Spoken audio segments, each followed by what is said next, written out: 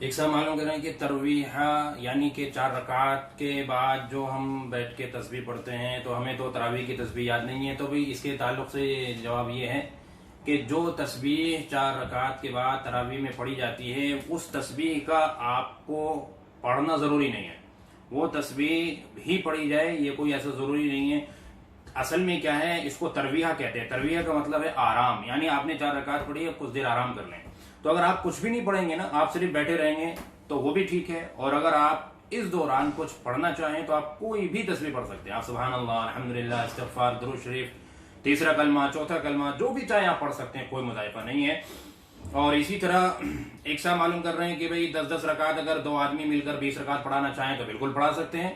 اگر ایک صاحب 10 رکعت پڑھاتے ہیں اور دوسرے صاحب پھر وہ 10 رکعت پڑھاتے ہیں تو کوئی مضائقہ نہیں ہے۔ میں کہتا ہوں کہ اگر 5 لوگ مل کر پڑھانا چاہیں 2 رکعت، 10 لوگ مل کر پڑھانا چاہیں 2 رکعت، 2 رکعت انہوں نے پڑھائی، 2 دوسرے صاحب نے، 2 تیسرے صاحب نے، اس میں بھی کوئی حرج کی بات نہیں ہے۔ تو آپ اس طریقے سے آپس میں شیئر کر سکتے ہیں، آپس میں تقسیم کر سکتے ہیں اس کو۔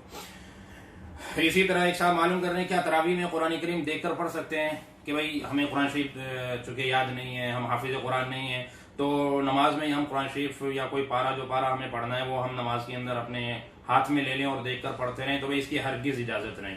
قرآن کریم کو یا کوئی بھی ذکر آپ اگر دیکھ کر پڑھتے ہیں تو نماز میں بالکل جائز نہیں، اس طرح سے آپ کی نماز نہیں ہوگی۔ زبانی ہی پڑھنا ہے، آپ کو جو آتا ہے آپ وہ پڑھیے۔ اگر آپ کو صرف ایک ہی صورت ہے یاد ہے تو ہر رکعت میں آپ اسی کو پڑھتے رہیے، آپ کی تراویح ہو جائے گی الحمدللہ۔ کیا سورہ تراویح کے علاوہ کوئی اور سورت بھی تراویح میں پڑھ سکتے ہیں؟ یعنی کہ سورہ رحمان، سورہ یاسین، سورہ کہف، سورہ ملک وغیرہ اگر یاد ہیں تو بھائی بالکل پڑھ سکتے ہیں۔ آپ کو جو بھی سورت یاد ہے، آپ کو سورہ بقرہ یاد ہے، سورہ کہف یاد ہے، سورہ یاسین یاد ہے، آپ جو پڑھنا چاہیں آپ پڑھ سکتے ہیں، اس میں کوئی مضائقہ نہیں ہے۔ ایسے ہی ایک صاحب پوچھ رہے ہیں کہ بھئی اگر ہم 20 رکعت اگر ایک ساتھ پڑھنا چاہیں تو بھئی اتنی لمبی نماز کی نیت کون باندھے گا، اور یہ جائز بھی نہیں ہے۔ آپ 20 رکعت 10 رکعت ایک ساتھ اکٹھی نہیں پڑھ سکتے ہیں۔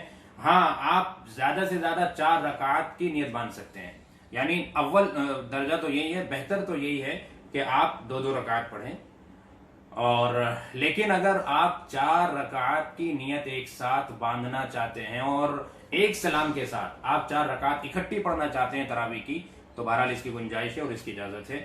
اگر آپ ایسا چاہتے ہیں تو ایسا بھی کر سکتے ہیں۔ تو خیر، اللہ تبارک و تعالی ہمیں اس لاک ڈاؤن کے دوران اپنے گھروں میں تراویح کا اہتمام کرنے کی توفیق عطا فرمائے، اور ہم کوشش کریں کہ کوئی بھی شخص ہم میں سے تراویح کی سنت سے محروم نہ رہے۔